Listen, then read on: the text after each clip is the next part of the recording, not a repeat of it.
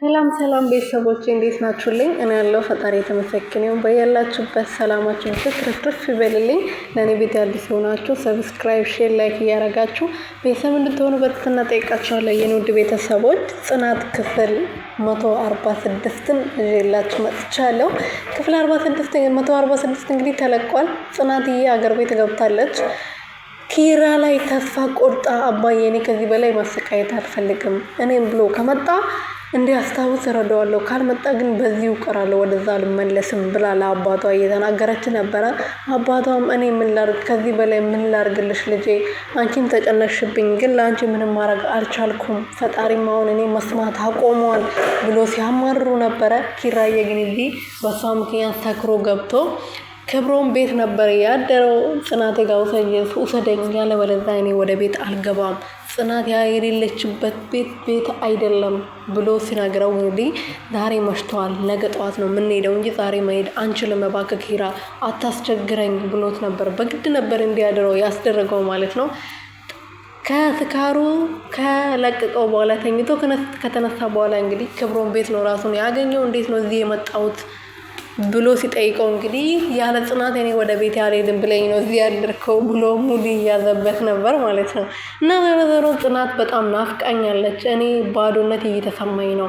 ለምንድን ነው የሆነ ከአካል የሆነ ሰው የሆነ ወይም ደግሞ ከአካል የሆነ እንትን የጎደለኝ እየመሰለኝ ያለው ለምንድን ነው ብሎ ራሱ ሲጠይቅ ነበረ። ለምንድን ነው የምወደውና ለእኔ ቅርብ የሆነ ሰው የተለየኛል የተሰማኝ። እሷ ሰራተኛ እኮ ናት፣ ሰራተኛ ይመጣል፣ ለምንድነው እንደዚህ የተሰማኝ ብሎ ቁጭ ብሎ ብቻውን ራሱ ስጠይቅ ነበረ።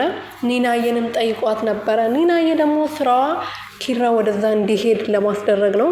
ስለዚህ ኒና በጣም ትወዳለች፣ በጣም ነው የምትወድግ፣ ለአንተ በጣም ታስብላለች።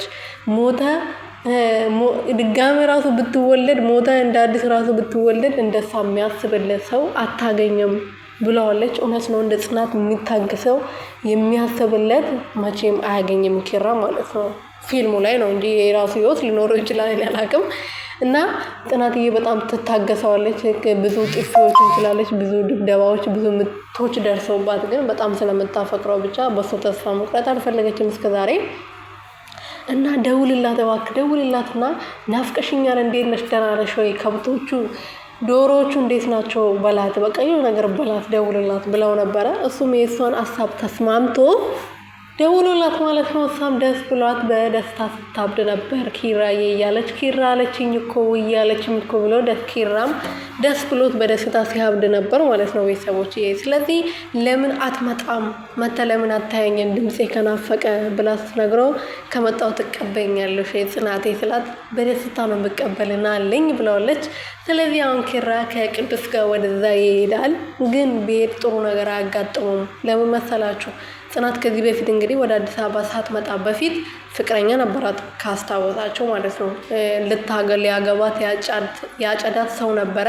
ጽናት ለትምህርት ብላ ወደ አዲስ አበባ ከገባች በኋላ ነው እንግዲህ ትምህርቷን ትታ ወደ ኪራ ቤት ከገባች በኋላ ሁሉም ነገር ትታ ከኪራ ጋር የሆነችው ማለት ነው። ስለዚህ ያ ሰውዬ አሁን ሊያግታት ነው። በህልሜ የሆነ ሰዎች ይዞሽ ገደሉ ሲያስገቡ ስሉ እኔ ያስኩሽ አላት። ስለዚህ ሰውየው የልጁ አባት እሷ ስላየ ከዚህ በፊት ደግሞ ሰውየው ካሳ ከፍሎ ነበር ያ ጽናቴ አባት ማለት ነው። ስለዚህ አሁን ጽናትን ያግቷታል። ኪራና ክብሮም ደግሞ ማነው ቅዱስ ደግሞ ከነሱ ሰዎች ያስለቀቋታል ማለት ነው። የህልም ፍቺ መሄድ ይመስለኛል ማለት ነው። ስለዚህ ለጽናት እዛ መሄዱ ጥሩ ይመስለኛል። ምክንያቱም ከታገተችበት የሚያስለቀቀው ኪራ ብቻ ስለሆነ ማለት ነው። ስለዚህ አሁን ጽናት እንደዚህ ተደስታ ባለችበት በቀጣዩ ላይ እርግጠኛ ነኝ ጽናት ትታገታለች ማለት ነው። ስለዚህ ኪራዬ ቶሎ ድረስላትና ከነዚህ ሰዎች ከነዚህ አውሬዎች ውሰዳት ላል እና ቤተሰቦች በዚህ አጋጣሚ ማለት ነው የናሆሜ እናት ግን ምንድነው ችግራቸው ማለት ነው እንዴ? በቃ ልዩቷን ለምንድነው የሚያሰቃዩዋት? እሷ ለሱ ብላ እኮ ያልሆነችው ነገር የለም። ከዚህ በፊት ፍቅረኛ ነበራትን፣ ግን ለሱ ብላ እኔ ሰው ማሰቃየት አልፈልግም፣ በራሴ ሰው መጉዳት አልፈልግም ብላ ነበር አይደል እንዴ? ናሆሜ ነው በግድ በቃ ፍቅር ያሳዛት። አሁን ደግሞ አንድ ላይ ነበሩ። ልጅ የራሷን ህይወት እኮ አሳልፋ ሰጣ እኮ ነው ልጅ እሱን ለማስደሰት ብላ ልጅ ያረገዘችለት አይደል እንዴ? ከዚህ በላይ ሴትዮዋ ምንድነው የሚፈልጉት? ልጅቷን እኮ በቁም ስቅሏን አሰቃዩት እኮ። ናሆሜ በዚህ ማለት ተሰቃየ። ልጅ አይደለ ስትፈልግ የነበረው መጀመሪያ ልጅ ውለጂ ነበር ስትላት የነበረው። ምሩም ደግሞ እሱን ነበር እንትን ብላ ጥላ የጠፋችው ናኦሚ ማለት ነው። አሁን ደግሞ ተመልሳ መጣ ህይወቷን መስታወት አድርጋ እኔ ልሞት ከሞትኩም ለሱ ብቻ ልጅ ልስጠው የአይኑን ብሌን ላሳየው ብላ አርግዛለች አይደል? አሁን ደግሞ የሰው ልጅ ነው ተሸክመሽ የመጣሽው ያኔ በወጣሽበት ሰዓት ነው ሌላ ልጅ ከሌላ ሰው አርግዘሽ የመጣሽው እንጂ የልጅ አይደለም ተሸክመሽ ያለሽው ብላ ሴትዮዋ ቁም ስቅሏን እያሳየቻት ነው። ናኦሚም ተሰቃየ እንዴ! የናኦሚ አባት ብቻ እኮ ነው ከናኦሚና ከምሩ ጎን ያለው ማለት ነው። ምሩ እየተሰቃየች ናት። ዛሬ እያለቀሰች ነበር። ሴትዮዋ በጣም መጥፎ ነገሮችን መጥፎ ቃላቶችን እየተናገረቻት ነበር። በሽታ እኮ በነገራችን ላይ በሽታ ሰው ፈልጎ አይደለም የሚመጣው።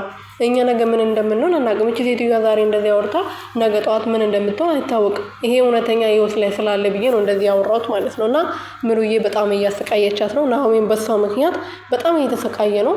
እንዴ እንደሱ አይነት አፍቃሪ የለም፣ እንደሱ አይነት እናት አክባሪም የለም። ግን ምንም ማድረግ አይችልም። እሱ በመሃል በቃ ተሰቃየ ማለት ነው። ስለዚህ እቺ ሴትዮዋ ብትረጋጋ ወደ ራሷ ብትመለስ ጥሩ ይመስለኛል። እውነት ምሩዬ በቃ ዛሬ ተስፋ ቆርጣ ነበር ስታለቅስ የነበረው። ፈጣሪ ምን አረኩ እኔ የራሴን ህይወት አሳልፌ ሰጥቼ ለሱ ልጅ ላሳየው ይኸው ቆርጬ ተነስቻለሁ። እኔ እንደምጎዳ እንደምሞት አውቃለሁ፣ ግን እሱን ለማስደሰት ብቻ ነው እናቱ እንዲያሳድጉለት ብዬ ነው ልጁን ያረገዝኩት እንጂ እኔ በሽተኛ እየሆንኩ ይሄ በዚህ ሰዓት ልጅ የምወልድበት ጊዜ አልነበረም ብላ ተናግራለች ምሩ ዛሬ ማለት ነው። ምክንያቱም በጣም ማሯታል። እና አንቺ ሴትዮ ስነ ስርዓት ይኖርሽ እውነት እንዴ!